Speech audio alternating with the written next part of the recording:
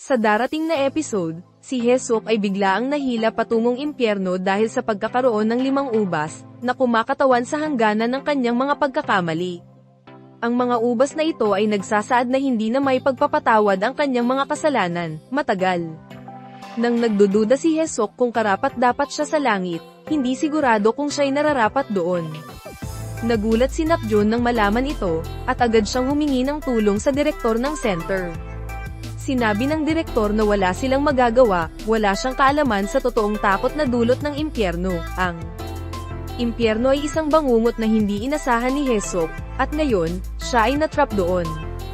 Ngunit si Nakjun, na puno ng pag-ibig at determinasyon, ay nagpa siya na maglakbay mag-isa patungong impyerno upang iligtas siya. Alam niya ang mga panganib, ngunit handa siyang harapin ang mga ito at tanggapin ang lahat ng magiging kahihinatnan. Tumaas ang mga pusta at ang tensyon ay sumabog habang si Nakjun ay humaharap sa isang nakakatakot na hindi alam. Magtatagumpay kaya siya sa pagliligtas kay Hesok at maibalik siya sa langit? O tuluyan siyang masisindak ng dilim ng impyerno? Ang kanyang tapang ay susubukin sa pinakamabagsik na paraan.